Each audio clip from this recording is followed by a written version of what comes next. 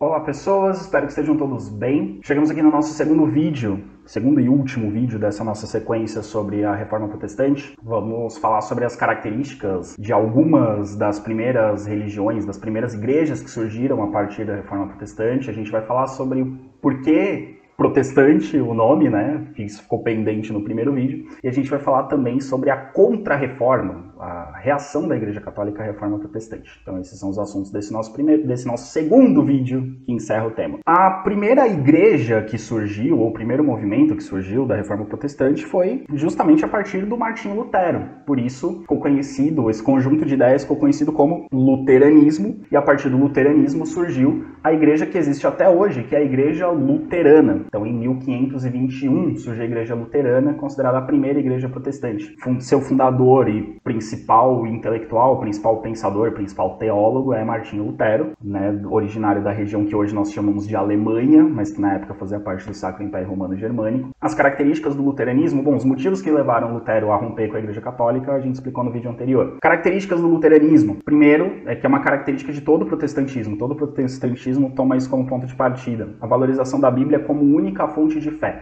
Bom, eu digo todo o protestantismo, mas existem algumas igrejas protestantes que têm, além da Bíblia, tem às vezes um segundo livro ou uma outra explicação, né? Algumas outras fontes, como por exemplo os Mormons têm o livro de Mormon, que é uma interpretação da Bíblia. Enfim, mas o ponto de partida de todas as igrejas protestantes é a Bíblia como única fonte de fé, diferentemente da Igreja Católica, que nós vimos no vídeo anterior, que tem a Bíblia, a tradição e o magistério como fontes de fé. O Lutero também, o luteranismo, rejeita o clero católico. O que é o clero católico? Os padres ordenados pela Igreja Católica. A Igreja Católica tem um sacramento, né, algo sagrado, né, mas que faz com que determinadas pessoas façam parte do clero. O que é o clero? O clero é composto pelos diáconos, pelos padres e pelos bispos. Isso é o que se chama a hierarquia da Igreja Católica, são as autoridades da Igreja Católica. O Lutero rejeita o clero católico. Ele acredita que não é necessário essa ordenação, esse sacramento, para que alguém seja um líder espiritual dentro da sua nova igreja. E ele também rejeita a ideia entre os católicos da infalibilidade do Papa. Os católicos acreditam que, como o Papa é representante de Deus na Terra, quando ele fala sobre questões relacionadas à fé e questões relacionadas à moralidade, quando ele se pronuncia com a ajuda dos seus cardeais, dos seus bispos e baseado na escritura e na tradição da igreja, ele não erra. Isso é infalibilidade. Não quer dizer que ele é infalível em tudo, mas quando ele se pronuncia com todos esses recursos sobre questões relacionadas à fé e sobre questões relacionadas à moral, os católicos acreditam que ele não erra, que ele está sempre falando segundo a vontade de Deus. E o Lutero rejeita essa ideia, eles não tem infalibilidade, todo ser humano é falho, inclusive o Papa. O Lutero, ele eliminou o culto aos santos, que eu expliquei no vídeo anterior, né? A ideia da devoção aos santos, né? A veneração aos santos, ele tira isso do luteranismo. Porém,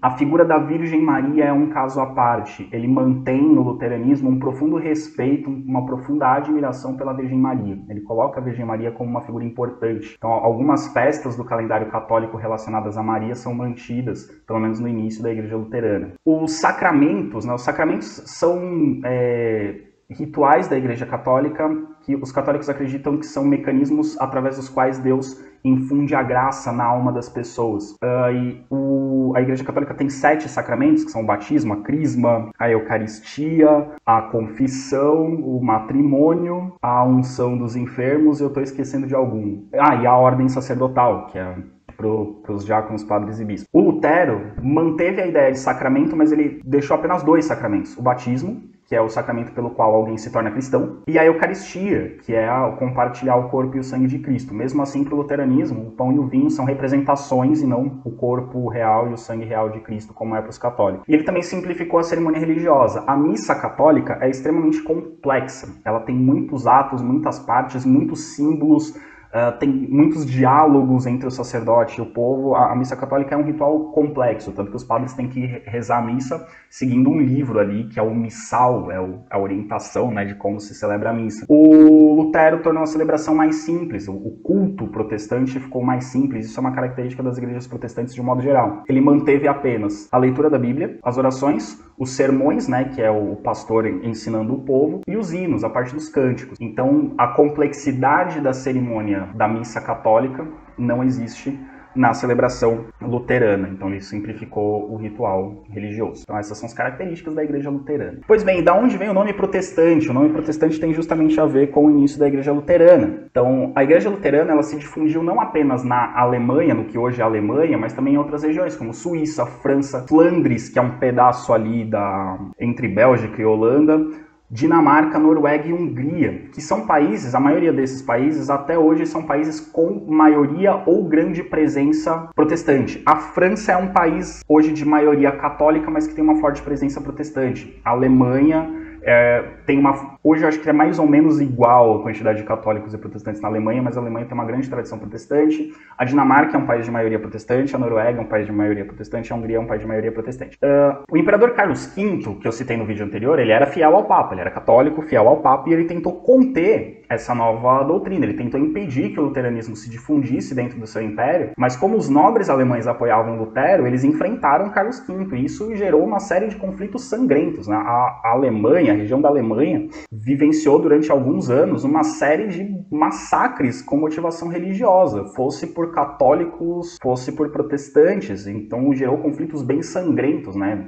Há biografias de Lutero que dão a entender que o Lutero ficou um pouco incomodado com o fato de que suas ideias geraram guerras, né, na Alemanha, causaram morte de pessoas. Então houve conflitos bem violentos. A França também vai ter conflitos violentos nas décadas seguintes também, guerras de religião. Então o início ali do protestantismo ele tem reação. Autoridades políticas que defendiam a Igreja Católica vão tentar impedir militarmente o avanço das ideias protestantes, que por sua vez tinham apoio de nobres que tinham também suas tropas. Então não é pacífico o surgimento do protestantismo, envolve lutas armadas. Em 1529, os luteranos, os defensores das ideias do Lutero na Alemanha, protestaram contra o imperador Carlos V, reivindicando o direito de seguirem a nova religião, de seguirem a nova doutrina. Então eles protestaram pedindo liberdade religiosa. Por conta desses protestos, os seguidores de Lutero ficaram conhecidos como protestantes. É daí que vem o nome. Eles protestaram contra a obrigação de serem católicos, protestaram pedindo o direito de seguirem a nova doutrina religiosa, e por isso eles ficaram conhecidos como os protestantes, aqueles que protestaram para exigir liberdade religiosa. Mesmo com os protestos, mesmo com as guerras, só em 1555, demorou algumas décadas,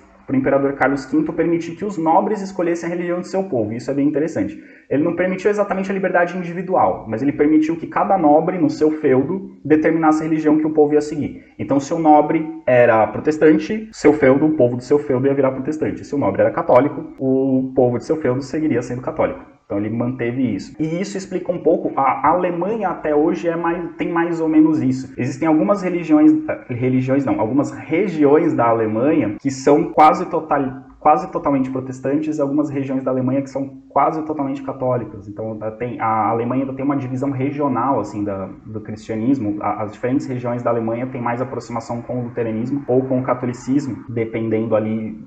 Isso tem a ver com essa história da expansão e dos protestos da reforma protestante no Sacro Império Romano Germânico. Outra religião, aliás, mais do que uma religião, uma concepção de cristianismo que vai dar origem a várias igrejas, na verdade. Uma outra concepção de cristianismo que surge a partir de 1534 é o calvinismo. Calvinismo tem esse nome por causa de seu fundador, daquele que iniciou essas ideias, o João Calvino, que vivia na Suíça, ele é suíço.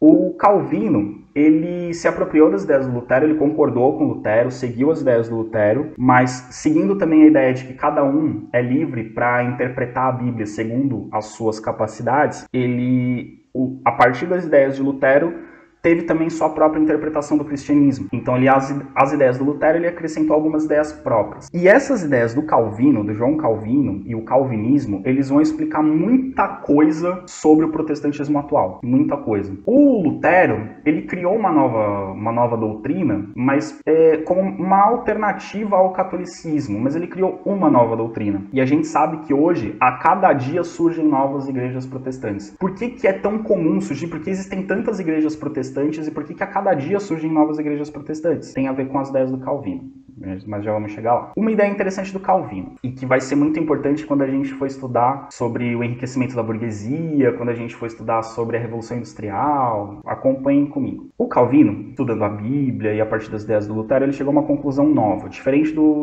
das conclusões de Lutero. a respeito da salvação das almas. Para o Calvino, o raciocínio era o seguinte: Deus cria todas as pessoas, certo? Certo. Deus é eterno, então para Deus não tem o tempo. Quando Deus cria a pessoa, ele já sabe o que vai acontecer com essa pessoa no futuro, porque ele conhece tudo. Então, quando Deus cria a pessoa, ele já sabe o que vai acontecer com essa pessoa. Então, quando Deus cria a pessoa, ele já sabe se essa pessoa vai para o céu ou para o inferno. Então, para o Calvino, quando a pessoa nasce, já está determinado se ela vai ser salva ou não. O que determina se a pessoa vai para o céu ou para o inferno não é o que ela faz durante a vida, porque quando ela nasce, isso já está determinado. Isso é o que nós chamamos de predestinação. Então, Deus já escolheu quem vai ser salvo e quem não vai ser salvo. Essas pessoas já estão escolhidas. Então, quando a pessoa nasce, já está determinado o destino dela, se ela vai para o céu ou se ela vai para o inferno. E aí, então, pro calvinismo, a questão não é o que eu faço durante a vida para ir para o céu. Pro catolicismo é o que eu tenho que fazer para ir para o céu. Tem que seguir os 10 mandamentos. Pro luteranismo, mesma coisa. O que eu tenho que fazer para ir para o céu? Tem que cumprir a vontade de Deus, senão eu não vou pro céu. Pro Calvino, não interessa o que você vai fazer durante a vida, porque isso já está determinado, né? Deus já escolheu. Tem pessoas que são predestinadas a ir para o céu, pessoas que são predestinadas a ir para o inferno. Então o problema não é o que eu vou fazer durante a vida para ir para o céu ou para escapar do inferno. O problema é como é que eu sei se eu vou para o céu ou para o inferno? Porque isso vira uma dúvida. Meu destino já está determinado. Mas como é que eu sei qual que é o meu destino? Eu vou ter que esperar morrer para saber ou dá para saber agora? Calvino falou, não, calma, dá para você saber agora. Existem sinais ao longo da vida que mostram se você é uma pessoa predestinada ao céu ou predestinada ao inferno. Para ele existiam 2 sinais muito claros para saber se a pessoa ia para o céu ou ia para o inferno. Primeiro, fé. Para o Calvino, a fé não é algo que você desenvolve. Não é você que escolhe ter fé ou não. Para o Calvino, fé é um dom de Deus. É Deus que faz você ter fé ou não. E isso é um sinal de predestinação. Pessoas com fé são predestinadas. Pessoas sem fé não são predestinadas a ir para o céu. Então, se você tem fé, isso é um sinal de que você é predestinado. Então, e não é uma escolha sua, não é você fala assim, eu quero acreditar ou não quero acreditar. Para o catolicismo, você escolhe. Você quer acreditar, você acredita. Você não quer acreditar, você não acredita. Para o Calvino, não. Isso é Deus. Deus coloca fé em você, você acredita. Deus não coloca fé em você, você não acredita. Então, fé é um sinal de predestinação. E segundo sinal de predestinação, e isso explica muita coisa, prosperidade material. Para o Calvino, pessoas que são prósperas, que têm uma vida próspera, são predestinadas. Pessoas que não têm uma vida próspera, provavelmente essas pessoas não receberão a graça de Deus, então essas pessoas não vão para o céu. Percebam que essa ideia de que se eu sou próspero, isso significa que Deus está me abençoando, então eu vou para o céu, é muito agradável para quem é próspero. E quem é próspero no século XVI? A burguesia, que está enriquecendo com comércio. A burguesia que já estava por aqui com a Igreja Católica, com a história da Igreja Católica condenar a usura, a cobrança de juros, os burgueses vão achar muito legal alguém dizer que, olha, se você é rico, significa que Deus está te abençoando e você vai para o céu. Aí muitos burgueses pela Europa começaram a falar, opa, gostei dessa religião do Calvino, vou seguir ela. Porque isso quer dizer que quanto mais eu enriquecer, mais Deus está me abençoando? Exato. Quanto mais você enriquecer, mais Deus está te abençoando. Portanto, para o Calvino, você não são suas ações ao longo da vida que fazem você ir para o céu ou para o inferno, isso já está decidido antes de você nascer. E o que acontece durante a sua vida é você receber sinais de que você vai se salvar ou não. Se você tem fé e sua vida é próspera, você vai se salvar. Além disso, Calvino dizia, para você ser cristão, você tem que ter uma vida, se você é cristão, se você tem fé, você tem que ter uma vida condizente com isso. Então, a sua vida tem que ser uma vida regrada. Tem que ser uma vida que a gente chama de puritana. Por isso, algumas vertentes do protestantismo são chamadas de puritanismo. Um dos tipos de cristãos protestantes são os puritanos,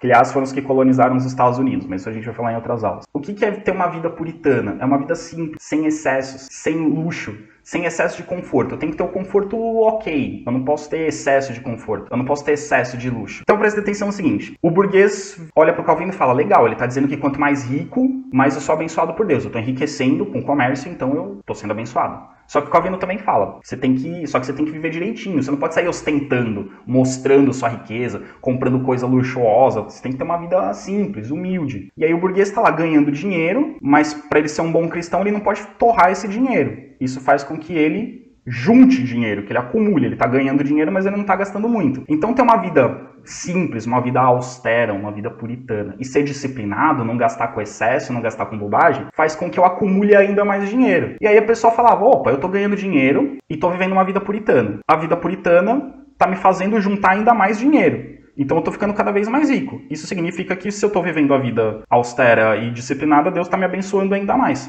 Então essas pessoas ficavam cada vez mais ricas. Para a burguesia, as ideias do Calvino eram sensacionais. Isso ajuda a explicar quando a gente for estudar lá a Revolução Industrial. A Revolução Industrial começa na Inglaterra, que tinha uma grande quantidade de puritanos, e que por sinal eram pessoas que juntavam muito dinheiro, e vão ser essas as pessoas que vão ter dinheiro para investir nas primeiras fábricas na Revolução Industrial. Então percebam que uma questão religiosa vai interferir em aspectos econômicos da sociedade. Então o calvinismo, a gente tem esses pontos, a ideia de que quanto mais próspera é a minha vida, mais eu estou sendo abençoado por Deus, e de que eu já estou predestinado a ir para o céu antes mesmo de nascer. Outro ponto do calvinismo que é interessante é que, para o Calvino, se você recebe de Deus a vocação ou a inspiração de criar uma nova igreja, você deve criar uma nova igreja. Então Calvino não estava muito preocupado em fazer as pessoas ficarem na religião dele, seguirem as ideias dele, mas ele dizia que se você estudou a Bíblia e chegou à conclusão de que você precisa criar uma igreja nova, crie uma igreja nova. Isso explica a difusão das igrejas, o crescimento das igrejas. Então vão surgir, então toda vez que algum cristão protestante discorda das ideias da igreja que ele está seguindo, ou ele vai trocar de igreja ou ele vai criar uma igreja nova. É por isso que surgem novas igrejas a cada dia. E isso que eu falei da prosperidade,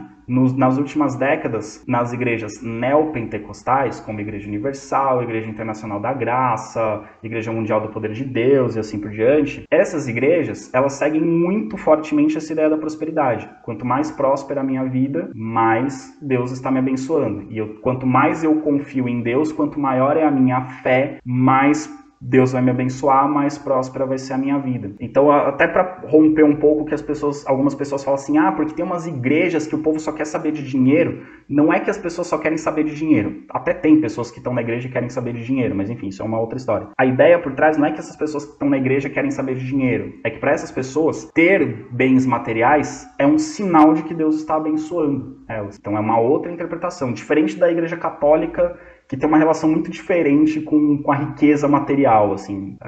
Basta a gente pensar, por exemplo, na Ordem dos Franciscanos, que prega a pobreza dentro da Igreja Católica. Mas, enfim, o calvinismo tem isso. A prosperidade material é sinal de que Deus está me abençoando. Outra coisa importante, se eu acredito que Deus me inspirou a criar uma igreja nova, eu tenho que criar uma igreja nova. E aí vão surgir várias igrejas protestantes a partir do calvinismo. Outra igreja protestante muito importante, e que ela é muito interessante porque ela tem um perfil diferente das outras, é a igreja anglicana, que surgiu em 1534, graças ao rei da Inglaterra, Henrique VIII. Esse aí representado na imagem para você. Henrique VIII é uma figura muito interessante da história das religiões. O Henrique VIII, ele tinha dois problemas. O primeiro problema, ele tinha um problema pessoal. Ele era casado com uma princesa espanhola, que eu não vou julgar, mas na época diziam que ela era feia. Era uma princesa de Aragão, do reino de Aragão. A gente falou do reino de Aragão, né? Vocês estão lembrados das outras aulas. Era uma princesa do reino de Aragão. Diziam que ela era feia. E além de feia, ela não engravidava de meninos. Ela teve apenas filhas mulheres. E pelas leis da Inglaterra na época, o herdeiro do trono tinha que ser homem. Uma mulher não podia se tornar rainha, só homem podia se tornar rei. E o Henrique VIII queria ter um herdeiro do trono. E essa esposa, essa princesa de Aragão, não dava filhos para ele. Então ele tinha esse problema pessoal. Então ele queria uma outra esposa. Só que na igreja católica não existe o divórcio. Casou é pra vida inteira. E ele casou com essa princesa, ele tinha que ficar casado com a vida inteira, pra vida inteira. Então ele foi até o Papa e falou pro Papa: Papa, você é o Papa, você que manda na bagaça toda aqui. Você pode anular o meu casamento pra eu arrumar uma outra esposa que me dê um filho homem? E aí o Papa falou: não, eu não tenho autoridade pra isso. Minha autoridade é pra seguir o que Deus determina. E Deus determinou que quando homem e mulher se casam, é até que a morte os separe. Eu não tenho autoridade pra anular um casamento. Então você vai ter que continuar casado com ela. E aí o Henrique VIII ficou com isso. Ele queria se separar e casar com outra mulher. Mas a Igreja Católica não permitia. E além disso, ele tinha um poder político. Henrique VIII, ele queria aumentar o poder dele dentro da Inglaterra. E ele via a influência da Igreja Católica dentro da Inglaterra como algo perigoso para a autoridade dele. Então ele queria ter mais autoridade. Ele achava que os bispos católicos na Inglaterra, de alguma forma, rivalizavam com a autoridade dele. E ele não queria que isso acontecesse. Então, ele falou: eu quero me separar e casar de novo, a igreja não deixa. É um problema pessoal. E a igreja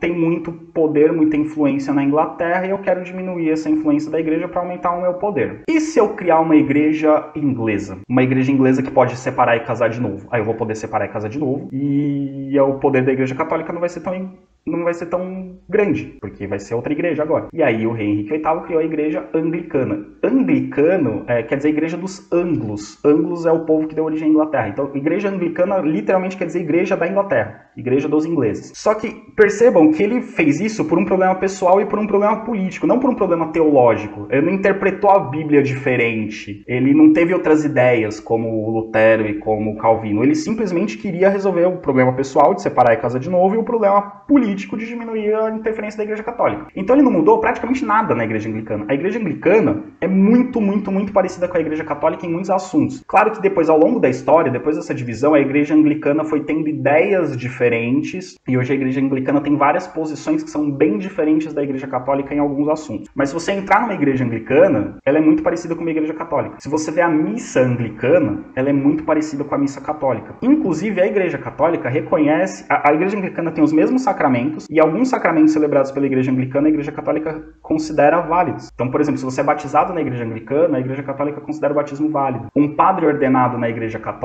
Anglicana, se, digamos, ele se converte para a Igreja Católica reconhece ele como padre. Ele continua sendo padre, ele pode se tornar um padre católico. Então, na verdade, é muito parecido com a Igreja Católica. A Igreja Anglicana tem alguns santos que são próprios, canonizaram alguns santos que a Igreja Católica não tem.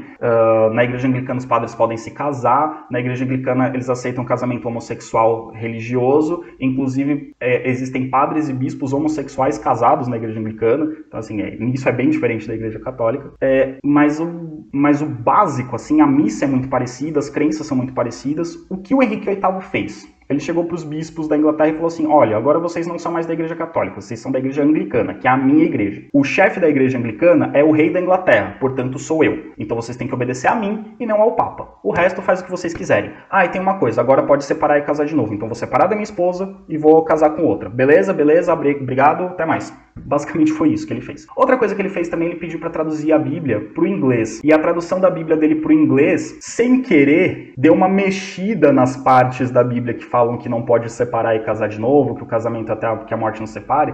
Tem uns errinhos de tradução ali, sem querer, para dar a entender que pode separar e casar de novo. Basicamente foi isso. Então, com isso, tirando a autoridade do Papa e submetendo os bispos à autoridade dele, ele diminui a influência política da igreja, e mudando essa regrinha de que não pode separar e casar de novo, ele pôde separar e casar de novo. Ele separou da sua esposa, Princesa de Aragão, casou com Ana Bolena. Tem filmes sobre isso, é uma história bem interessante. Casou com a Ana Bolena, só que a Ana Bolena também não teve filhos homens, só teve filhas mulheres. E aí, se eu não me engano, ele acusou a Ana Bolena de alguma coisa, ela chegou a ser condenada à morte. Ele teve uma terceira esposa, que eu não lembro se chegou a ter filho homem, ou teve filho homem e o filho morreu, enfim.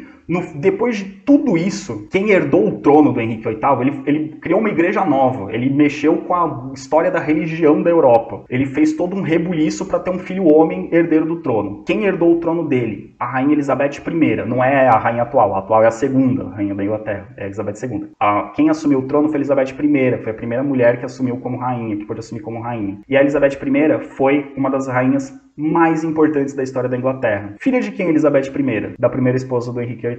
Então ele fez todo esse rebuliço para ter um herdeiro homem. Quem assumiu o trono foi uma das filhas mulheres e foi uma das rainhas mais importantes da história da Inglaterra. Aliás, se pegar os líderes mais importantes da história da Inglaterra, a gente tem duas mulheres. A rainha Elizabeth I, no século XVI, e a rainha Vitória, no século XIX. Foi tão importante que a época é conhecida como Era Vitoriana. Mas, enfim, isso são cenas de outros capítulos. Então essas são as primeiras e principais igrejas protestantes que surgiram a partir da reforma proposta por Lutero. A igreja luterana, o calvinismo, que na verdade o calvinismo não é exatamente uma igreja, mas é um conjunto de ideias que deu origem a várias igrejas, e a igreja anglicana, que é a mais política, né? Surgiu mais por motivos políticos do que por motivos religiosos. A igreja católica tá vendo tudo isso e falando: que pena, estamos perdendo fiéis, boa sorte para eles. Não, a igreja católica se preocupou e falou: isso tudo tá errado. Até a Idade Média, as interpretações diferentes do cristianismo eram tratadas como heresias. O que é heresia? É uma interpretação errada, e como heresia ela era vista como errada, falsa, e era combatida. Quando surgiu a Reforma Protestante, que tem o nome de Reforma porque o Lutero queria reformar a igreja, ele não queria criar uma igreja nova, ele queria reformar, mas ele não conseguiu, criou uma igreja nova. Quando surge a Reforma, a Igreja Católica pensou que era só mais um conjunto de heresias que daqui a pouco ia passar. Só que a coisa começou a crescer, e crescer. E aí a Igreja Católica teve que tomar uma atitude, e a atitude da da Igreja Católica, o conjunto de atitudes que a Igreja Católica tomou, ficaram conhecidos como Contra-Reforma, né? Teve a Reforma Protestante, a Igreja fez a Contra-Reforma ou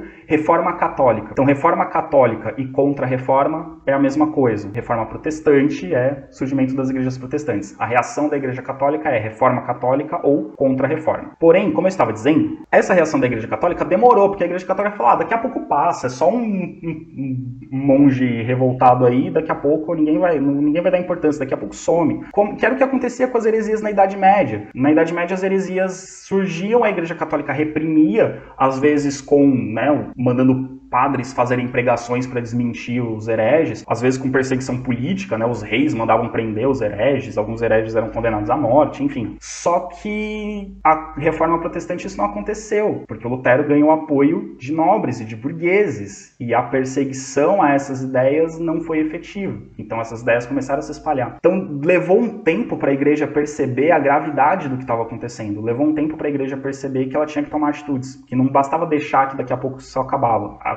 O movimento estava só crescendo. E aí, quando a igreja percebeu, quando a igreja resolveu agir, já tinha a igreja luterana consolidada, já tinha o calvinismo consolidado, já tinha o rei Henrique VIII fundando a própria igreja. Aí a igreja católica falou, peraí, daqui a pouco cada rei vai fazer uma igreja própria, acaba a igreja católica. O primeiro movimento da Contra-Reforma não partiu do Papa ou da autoridade da Igreja Católica, partiu do meio católico. E nem foi exatamente uma reação à Reforma Protestante, mas a gente insere nesse contexto da Contra-Reforma porque acabou sendo um movimento muito importante dentro da Contra-Reforma. Esse primeiro movimento foi a fundação, no ano de 1534, pelo soldado espanhol Inácio de Loyola, da Companhia de Jesus. A Companhia de Jesus é uma ordem da Igreja Católica, como as ordens que a gente estudou na Idade Média, né? Beneditinos, franciscanos, etc. A Companhia de Jesus foi fundada em 1534, no momento que estão surgindo as novas igrejas protestantes, bem naquele momento. Coincide o ano com o surgimento da igreja protestante. A Espanha era um reino muito católico, vocês estão lembrados, que eu expliquei nas outras aulas, antes de se chamar Espanha, ela se chamava monarquia católica, os reis da Espanha eram chamados de reis católicos, então a Espanha era um país muito católico, assim como Portugal, que até hoje são países muito católicos. Foram lugares em que o protestantismo praticamente não entrou. Então Inácio de Loyola era um soldado cristão, se tornou padre, e ele funda essa Companhia de Jesus. Os padres, né, os membros da Companhia de Jesus, são chamados de jesuítas. Então os padres jesuítas que vieram para o Brasil catequizar os índios, daí que eles vêm, fazem parte dessa ordem. Os jesuítas, como o seu fundador Inácio de Loyola, que hoje é considerado santo pela Igreja Católica, né, o Santo Inácio de Loyola, eles se consideravam soldados de Cristo. Então era uma ordem religiosa com disciplina militar, mas não era uma ordem militar como os cavaleiros medievais, mas eles eram padres que tinham muita disciplina. Só que o contexto histórico que a gente está vivendo, isso é muito importante, é o contexto histórico que vocês estão lembrados, do humanismo, do racionalismo, de valorização da ciência, valorização da razão, da crítica, então valorização do intelecto. Os jesuítas, então, eram soldados de Cristo, extremamente disciplinados, mas qual era a principal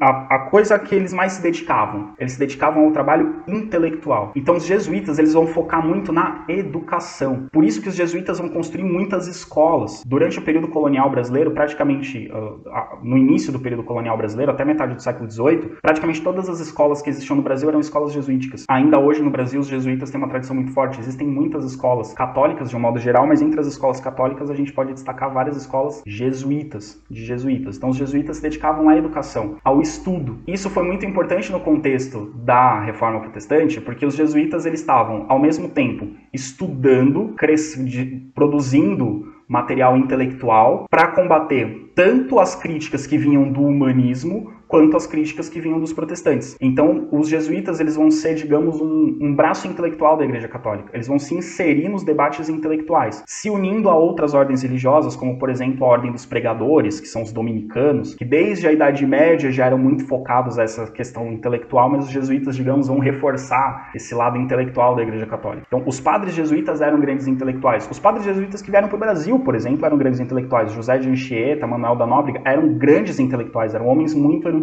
Então, os jesuítas vão ter esse papel. E através da educação, os jesuítas vão ser responsabilizados, vão receber do Papa a atribuição de evangelizar os povos não cristãos. Então, os povos que estão sendo descobertos nas grandes navegações, como os indígenas na América, povos do Extremo Oriente, na Ásia, povos da África, do interior da África, os jesuítas vão para esses lugares, conhecer a cultura desses povos e a partir do conhecimento da cultura desses povos tentar converter esses povos ao cristianismo, antes que os protestantes chegassem.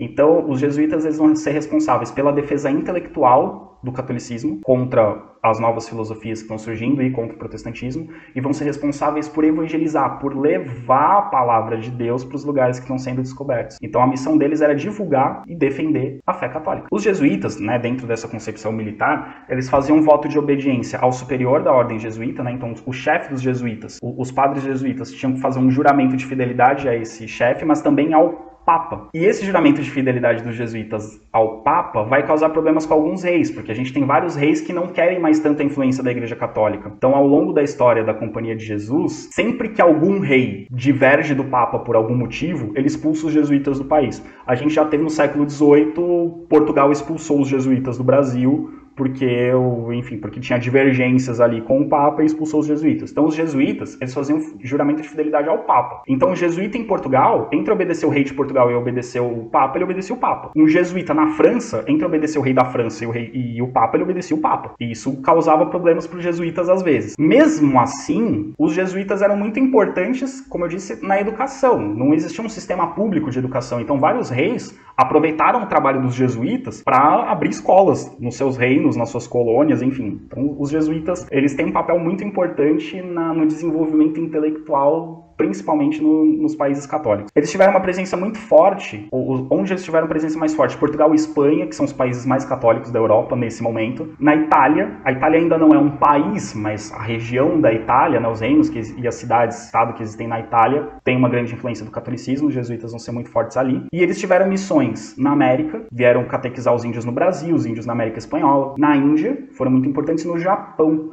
O Japão tem uma comunidade católica, é minoria no Japão, a maioria dos japoneses seguem outras religiões, como o budismo, por exemplo, mas existe uma comunidade católica importante no Japão e na Coreia do Sul. Inclusive existem santos da Igreja Católica jesuítas que viveram, missionaram, foram missionários no Japão. Então você tem essa presença jesuítica forte. Para vocês terem noção da presença dos jesuítas, os jesuítas, eles seguiram o rastro das grandes navegações. Então era muito comum que no navio que ia fazer uma viagem comercial para o Oriente, ia um padre jesuíta junto. Os navios que vinham colonizar a América, vinham jesuítas junto. Aqui a gente tem o exemplo de São Francisco Xavier. São Francisco Xavier foi um dos jesuítas mais importantes desse contexto, viveu logo no começo ali da Companhia de Jesus, e ele viveu bem a época do auge das grandes navegações. O que vocês estão vendo aí, pessoal, são as viagens de São Francisco Xavier. Então todas essas linhas aí, cada cor é uma viagem que ele fez. Vocês estão percebendo aí que ele quase deu a volta ao mundo. Ele viajou por toda a costa da África, foi até a Índia, chegou até o Japão, foi até as ilhas ali do norte da Oceania, tudo isso ele viajando, levando a palavra de Deus. Então São Francisco Xavier foi um desses jesuítas que viajou o mundo, quase o mundo todo, com esse intuito de levar o conhecimento católico, de defender a fé católica e catequizar pessoas. Na mesma época, você tem vindo para a América vários jesuítas que vão vir para a América e ficar na América, para primeiro conhecer a cultura dos povos indígenas, e após conhecer a cultura dos povos indígenas, eles vão tentando inserir gradativamente elementos da cultura cristã para converter esses povos. Então os jesuítas vão ter um grande trabalho na época da Contra-Reforma. Outra medida interessante e muito importante da época da Contra-Reforma foi o Concílio de Trento. Concílio é uma reunião com as autoridades católicas. Então o Papa convoca os bispos, arcebispos, cardeais para uma reunião. E o concílio e normalmente ele faz isso quando há uma questão muito importante a ser decidida, que ele não quer ou acha pouco prudente que ele tente resolver sozinho. Então ele convoca todas as autoridades católicas para debater juntas um assunto. E o Concílio de Trento foi convocado em 1545 e foi uma reunião que durou 18 anos. Então os debates do Concílio de Trento duraram 18 anos. Não quer dizer que eles ficaram 18 anos reunidos, mas enfim, ao longo de 18 anos foram feitas reuniões e debates como parte do Concílio de Trento. E o principal objetivo do Concílio de Trento era fortalecer a fé católica e combater o avanço do protestantismo. Basicamente o problema deles era, alguma coisa deu errado, que as pessoas estão se convertendo ao protestantismo e a Igreja Católica se dividiu e a gente está perdendo fiéis. O que nós fizemos de errado? O que a gente precisa melhorar? Essas novas ideias, elas têm razão? Será que de repente nós estamos errados e essas pessoas estão certas? Vamos discutir. Isso é o Concílio de Trento. Conclusões do Concílio de Trento. Primeira conclusão, a mais importante para os católicos. Eles confirmaram que a doutrina católica estava certa, que os errados eram os protestantes. Porém, reconheceram alguns problemas e tentaram corrigir, mas a gente vai falar dos problemas depois. Então, primeiro, confirmaram que a doutrina católica estava certo, errado é o protestantismo, então vamos manter as nossas ideias. Segundo, mantiveram o uso do latim na missa. A missa católica era celebrada em latim. O luteranismo celebrava os cultos em alemão. O anglicanismo passou a celebrar as missas em inglês. E os católicos mantiveram o latim, porque a Igreja Católica entendia que o latim era um fator de unidade. Todos os católicos no mundo celebravam a missa e faziam suas orações em latim. Então isso era uma forma de mantê-los unidos. Só no século XX, então bem pouco tempo atrás, que a Igreja Católica vai passar a celebrar as missas na língua do povo. Porque a Igreja Católica entendeu que ninguém mais conhecia o latim afastava as pessoas da compreensão da missa. Então passou a celebrar a missa na língua do povo, na língua das pessoas que estão assistindo a missa. Mas nessa época não, mantiveram o latim, porque o latim ainda era uma língua, digamos, era uma língua intelectual, era uma língua que muita gente falava. O latim tinha um papel parecido com o do inglês hoje em dia. Então, por mais que a pessoa não dominasse, ela conhecia palavras, enfim. Então mantiveram o latim. E mantiveram também o celibato dos padres. Lutero autorizou que os pastores se casassem. Calvino achava que os líderes podiam se casar, e a Igreja Anglicana autorizou os padres a se casarem. Mas a Igreja Católica não, manteve. O padre não pode casar. E a ideia do padre não casar, tem umas pessoas que falam que, porque por questão de herança tal, mas não faz muito sentido. Porque se o padre casasse, os filhos do padre teriam direito a receber como herança os bens da igreja. Não faz muito sentido. Seria a mesma coisa que o filho do funcionário de uma empresa ter direito a receber uma parte da empresa como herança. Não faz muito sentido isso. O que a igreja alega para o celibato é que o padre ele precisa se dedicar integralmente à sua missão de padre. E que se ele tem uma família, ele não vai conseguir dar atenção suficiente para essa família. Então é melhor que ele não tenha uma família para ele se dedicar integralmente ao serviço dele na igreja. E a Igreja Católica manteve isso. A Igreja Católica reafirmou a autoridade e a infalibilidade do Papa, então continua reconhecendo que o Papa é infalível quando fala de fé e de moral, e que ele é a autoridade da igreja, e que ele tem que ser respeitado como autoridade. E a igreja também fundou novos seminários para melhorar a educação, a formação dos padres, criou novos seminários para ver se conseguia melhorar a formação dos padres, que a gente viu no vídeo anterior, que essa formação vinha sendo falha. E, finalmente, proibiu claramente a venda de indulgências e relíquias. O que são relíquias? Relíquias são objetos ou fragmentos de objetos que pertenceram a santos. Então, pode ser um pedacinho de roupa, um pedacinho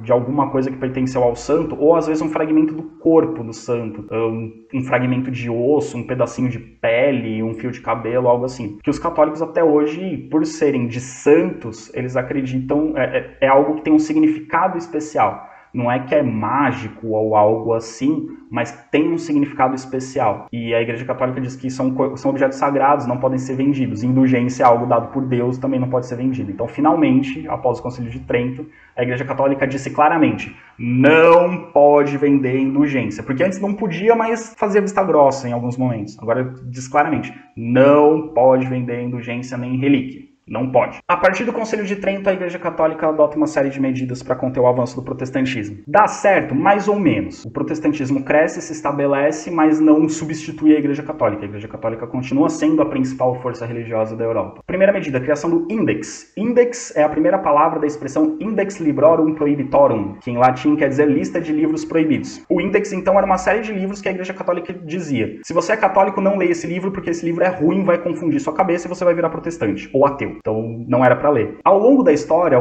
vários livros entraram no Index. Às vezes, livros de cientistas, que a Igreja Católica considerava que podia ter informações ali que negassem verdades da fé. Livros dos protestantes também entravam. Então, a Igreja Católica cria uma lista de livros que ela considerava perigosos. Então, assim, não leia esse livro, porque esse livro vai fazer você deixar de ser católico. Essa era a ideia do Index. A Igreja restaura o Tribunal do Santo Ofício, mais conhecido como Inquisição, que era algo que vinha na Idade Média, que tinha sido meio que deixado de lado, e ela retoma. Mas, assim, com uma nova configuração. Pensando em combater o protestantismo, pensando em combater as deturpações que vinham das ideias humanistas, né, mas que eles consideravam, né, formas de deturpar a doutrina católica, mas também, por exemplo, coisas que algumas pessoas não sabem, no Brasil, por exemplo, no Brasil colonial, a Inquisição investigava denúncias de tortura a escravos, por exemplo, excessos, punições excessivas aos escravos. Então, nesse período, a Inquisição acaba tendo um papel importante. Na Espanha, nesse período, no século XVI, a Inquisição foi um tanto quanto mais violenta do que em outros lugares. Mas mesmo assim, como eu já expliquei para vocês nas aulas de Idade Média, era raro que alguém fosse condenado à morte pela Inquisição. E quando a pessoa era sentenciada com pena de morte, quem executava a pena era o Estado. Então a Inquisição espanhola acabou sendo um pouco mais sangrenta, um pouco mais violenta, muito mais por conta dos reis espanhóis do que propriamente por conta dos padres católicos espanhóis. Mas enfim, isso é uma outra discussão, mas a gente já falou bastante sobre a Inquisição quando falou da Idade Média. Surge um novo movimento artístico. Dentro do contexto do Renascimento, surge um movimento artístico muito ligado à Igreja Católica, que é o Barroco. O Barroco, ele é uma forma de arte com o objetivo de comover e deslumbrar as pessoas e atrair os fiéis a partir da emoção. Vocês estão lembrados na aula de Renascimento que eu falei que a arte cristã medieval não transmitia emoção. A arte renascentista transmite emoção. O Barroco, aplicado à Igreja Católica, aplicado ao catolicismo, ele vai transmitir muita emoção, muita emoção. Eu vou mostrar imagens daqui a pouco para vocês entenderem. E esse mostrar muita emoção no Barroco fez com que as imagens dos santos passassem a ter expressões dramáticas, representar dor, angústia ou prazer pela satisfação por encontrar a Deus, felicidade.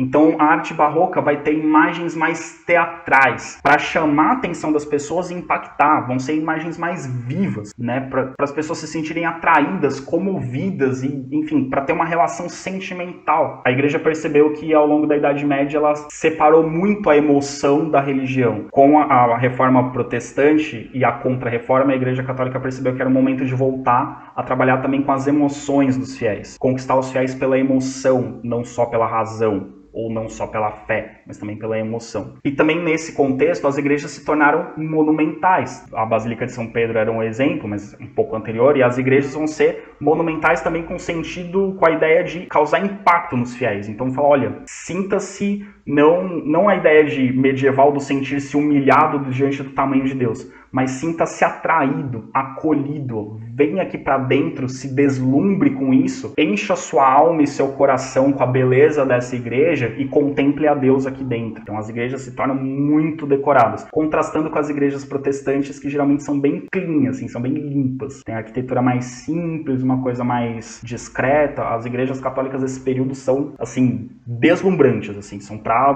chamar atenção, assim, ser ricamente decoradas. Eu vou mostrar imagens para vocês daqui a pouco. Tá aqui uma imagenzinha, né, de uma das edições do Index, era uma lista que a Igreja Católica publicava de tempos em tempos, com a lista de livros que não deveriam ser lidos pelos cristãos, por serem livros com ideias erradas do ponto de vista católico. Tribunal do Santo Ofício, que, né, a gente chama de Inquisição. Tribunal do Santo Ofício, né, eu já falei um pouco aqui, ele era o órgão judicial da Igreja Católica, então era o responsável por fazer as investigações e os julgamentos. Ele foi criado na Idade Média para investigar heresias, foi retomado na Idade Moderna para combater o protestantismo. Inquisição vem da palavra inquirir. Inquirir quer dizer perguntar. Então, o principal objetivo da Inquisição era a investigação. O que acontece? Muitas pessoas falam da Igreja Católica, né, porque desde a Idade Média a Inquisição torturava pessoas, isso é um absurdo. De fato é um absurdo, mas na Idade Média e na Idade Moderna a tortura era um método comum de interrogatório. Então se uma pessoa era presa e ia ser interrogada, era normal que ela fosse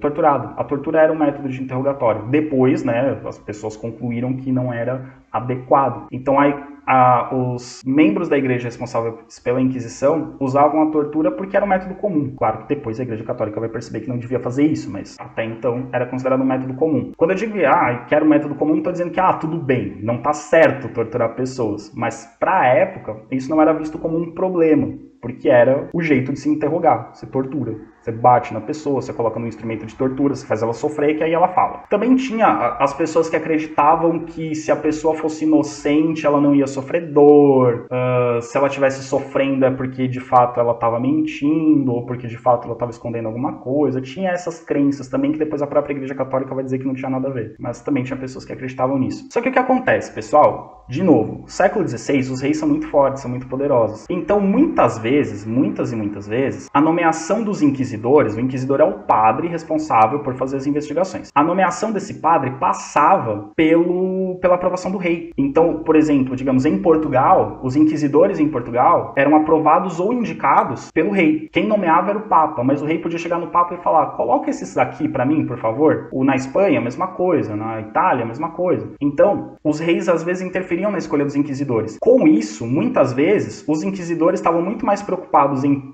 perseguir os opositores do rei e quem incomodava o rei, do que propriamente em perseguir quem tinha ideias erradas a respeito do cristianismo. Então, normalmente, quando há mais condenações à morte, nos lugares onde há mais condenações à morte pela Inquisição, em geral, a maior interferência dos reis, porque era uma forma dos reis perseguirem seus opositores através da Inquisição. Então, a Inquisição ela tem um lado político e ela foi muitas vezes usada pelos reis europeus como forma de perseguição a seus opositores. Então, como eu já citei no slide anterior, a Inquisição espanhola ficou conhecida pela sua violência, mas a maioria das pessoas não era condenada à morte na Inquisição, era um número muito pequeno de pessoas que eram condenadas. Até porque as investigações eram processos muito longos, levavam meses, às vezes anos. As investigações, os julgamentos levavam muito tempo. E ao final do processo, se a pessoa fosse considerada culpada, o padre virava para a pessoa no tribunal e dizia: você é considerado culpado por estes crimes ou por estas práticas. Você reconhece que está errado e se arrepende do que fez? Aí a pessoa podia dizer sim ou não. Se a pessoa dissesse sim, eu reconheço que estou errado e me arrependo do que fiz, a igreja falava: ótimo, então agora nós vamos cuidar da sua alma. E a igreja passava uma série de penitências para essa pessoa reparar o mal que ela fez, e aí essa pessoa, enfim, passava o resto da vida pagando pelos seus pecados. Podia ser, por exemplo, usar uma túnica com uma cor específica para todo mundo saber que aquela pessoa cometeu um crime, a pessoa podia ser proibida de sair da cidade, a pessoa podia ser proibida de ir a determinado lugar, enfim, tem uma série de punições que podiam ser feitas. Agora, se o tribunal dissesse: você reconhece que pecou e se arrepende dos seus pecados, a pessoa fala: não reconheço, não concordo com a sentença. O que a igreja fazia? Matava a pessoa? Falava: não. A igreja dizia: a igreja não se responsabiliza mais pela sua alma. E aí, quando essa pessoa era abandonada pela igreja, o rei podia fazer o que quisesse com ela. E aí que o rei aproveitava para matar os seus opositores. Então, quando a igreja católica condenava alguém na Inquisição, se a pessoa se declarasse arrependida, ela podia sofrer determinadas punições. Se ela não se arrependesse, a igreja podia recomendar uma pena, mas a igreja não se responsabilizava mais por ela. Era o Estado que se responsabilizava. Então, oficialmente, a igreja católica nunca matou ninguém na Inquisição. Quem matou as pessoas condenadas pela Inquisição foram os reis, né? Foi o Estado. A igreja católica só podia recomendar uma pena. Podia recomendar tortura, podia recomendar espancamento, podia recomendar a morte. Mas quem executava a pena era o rei. E o rei só executava a pena se a pessoa não se arrependesse, se a pessoa não se declarasse culpado. Como vocês devem imaginar, a maioria das pessoas falava: não, eu reconheço, sou culpado sim, ok, porque não queriam ser mortas. Então o número de pessoas mortas na Inquisição é muito menor do que o que a gente imagina. Mas por que a gente tem essa imagem de que a Inquisição saía queimando bruxa à torto e à direito? Porque a gente confunde a Inquisição católica com a Inquisição protestante. A Inquisição protestante, por exemplo, nos Estados Unidos, matou proporcionalmente muito mais gente. Proporcionalmente eu digo. Proporcionalmente quer dizer assim, comparando com o total da população, o número de mortes acabou sendo maior. Então aquela perseguição de bruxas sendo queimadas, de várias bruxas sendo queimadas em praça pública durante vários dias, tal, isso tem a ver com a Inquisição protestante. Na Inquisição Católica, pena de morte era algo raro. Existiu, mas era algo raro. Inclusive uma santa da Igreja Católica foi morta pela Inquisição, Santa Joana d'Arc. Mas ela foi morta porque ela era uma guerreira francesa lutando contra a Inglaterra. Os reis da Inglaterra subornaram um bispo que acusou ela de bruxaria, condenou ela à morte, ela foi entregue às autoridades e morta. Aí depois a Igreja Católica descobriu que o julgamento tinha sido fraudado e que mais do que inocente ela era santa, e ela virou Santa Joana d'Arc. Histórias da Inquisição. Então o Tribunal do Santo Ofício surgiu na Idade Média. Na época da Contra-Reforma ele mudou de nome. Passou a se chamar Suprema e Sacra Congregação da Inquisição Universal. E hoje, ao contrário do que muita gente imagina, ela ainda existe. E ela é o principal órgão da Igreja Católica. Só que ela não se chama mais Inquisição. Hoje ela se chama Congregação para a Doutrina da Fé. O que é a Congregação para a Doutrina da Fé? É um órgão da Igreja Católica responsável por dizer o que está certo do ponto de vista da fé católica e o que está errado do ponto de vista da fé católica. Ou seja, o cardeal responsável pela Congregação para a Doutrina da Fé é o cara mais importante da Igreja Católica depois do Papa. Ele é quase que um vice-papa. porque ele é o cara que diz o que está certo e o que está errado, né, na fé católica. E essa mudança de nome aconteceu no século XX, porque o nome Inquisição já tinha uma fama ruim. Mas assim, já fazia séculos que a Igreja Católica não julgava pessoas, quer dizer, julgar ainda julga os processos de excomunhão, tá, mas que a Igreja Católica não fazia essas grandes investigações e recomendava apenas as pessoas. A Congregação da Doutrina da Fé hoje simplesmente dá pareceres. Sai um livro sobre religião. A Congregação da Doutrina da Fé diz, esse livro está de acordo com o que a igreja ensina, esse livro não está de acordo com o que a igreja ensina. Aparece um padre dizendo alguma coisa estranha, a congregação vai dizer, o que esse padre está dizendo está de acordo com a fé católica, o que esse padre está dizendo não está de acordo com a fé católica. A Congregação para a Doutrina da Fé que investiga para ver se uma pessoa deve ser excomungada ou não, para ver se uma determinada prática, uma determinada corrente, um determinado movimento da igreja católica está de acordo com os ensinamentos da igreja ou não. Né? Algo bem mais tranquilo do que os temidos inquisidores da Idade Média e da Idade Moderna. A arte barroca, a gente vai falar depois sobre a arte barroca quando falar da época da mineração no Brasil, porque o Brasil tem um movimento barroco no século XVIII, que é um barroco tardio, muito importante, a gente vai falar do barroco no Brasil. Mas para vocês entenderem um pouco do que eu estou falando da arte barroca, de ser uma arte teatral, observem essa imagem de Santa Teresa. Santa Teresa é uma importante santa da Igreja Católica do século... Essa é Santa Teresa d'Ávila, era uma santa carmelita, uma freira carmelita, não confundir com Santa Teresa de Lisieux, que é Santa Teresinha do Menino Jesus, que é do século XIX. Mas enfim, essa tem uma galera até que brinca, né? Essa Teresa é a Teresona, é a Teresa d'Ávila. A Teresinha é do século XIX, que era francesa, enfim.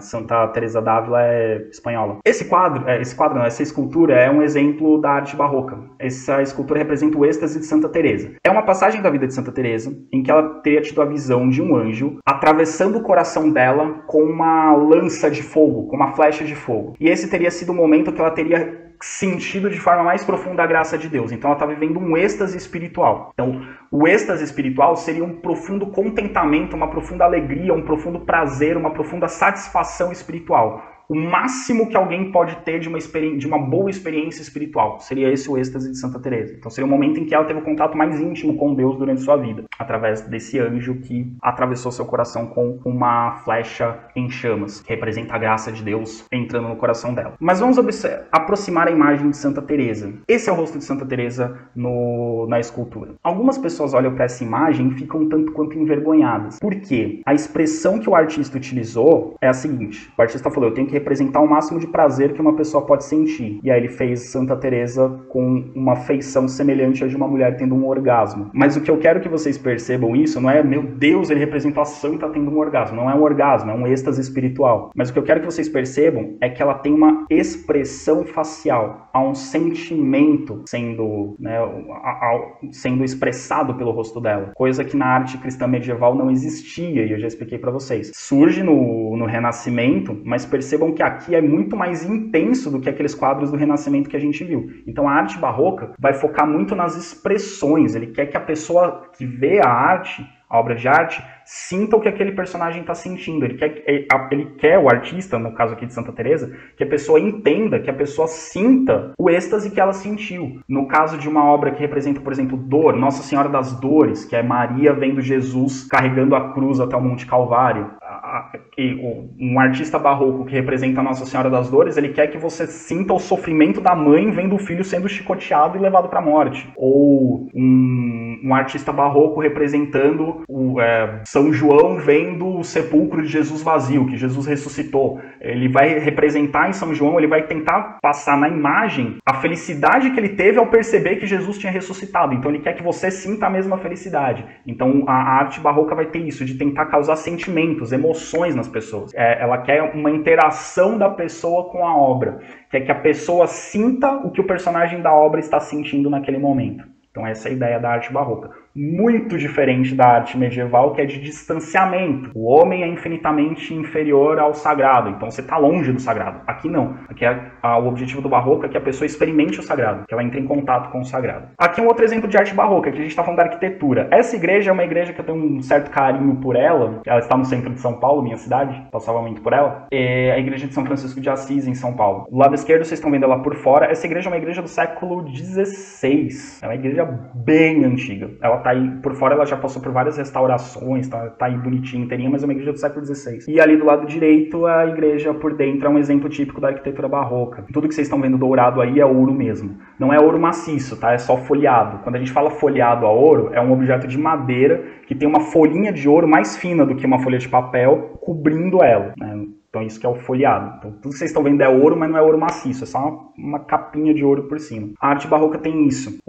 Cores vivas, né, cores fortes, o dourado que tem um brilho, para causar impacto, para a pessoa entrar na igreja e falar, nossa, eu estou diante de Deus. Então é para ser algo impactante, chamativo, e com várias imagens, também com expressões fortes, transmitindo sentimento. Então aqui a gente tem um exemplo da arquitetura barroca. Quando a gente for falar do barroco no Brasil, eu vou mostrar outros exemplos para vocês, de esculturas e de igrejas, aí especificamente de artistas brasileiros. No Brasil, né, para não deixar de citar, o principal expoente do barroco no Brasil é o Aleijadinho. Eu recomendo que vocês pesquisem sobre ele, sobre as obras dele, nas aulas de arte, talvez vocês tenham visto ou verão bastante coisa sobre o Aleijadinho. O Aleijadinho já é de um momento anterior, tá? O barroco na Europa é antes do barroco no Brasil, por isso a gente chama o barroco do Brasil de um barroco tardio, mas ele segue muito. Se vocês perceberem aí as obras do Aleijadinho, representam, vocês vão conseguir identificar emoção, sentimento, movimento. Então o impacto ali no alto do lado direito, né, Jesus sendo flagelado pelos soldados romanos ali, então você tem uma empatia, né, você sofre junto, você, né, se incomoda com a cena. Ali no alto do lado esquerdo, Jesus carregando a cruz. E ali no fundo tem uma igreja que fica na cidade de Sabará, que é uma das obras mais importantes do Aleijadinho. Além de escultor, ele também era arquiteto. Então ele fez o projeto da igreja e também as esculturas que estão ali presentes. Recomendo que vocês pesquisem, vocês encontram documentários, vídeos sobre ele no YouTube, é bem tranquilo.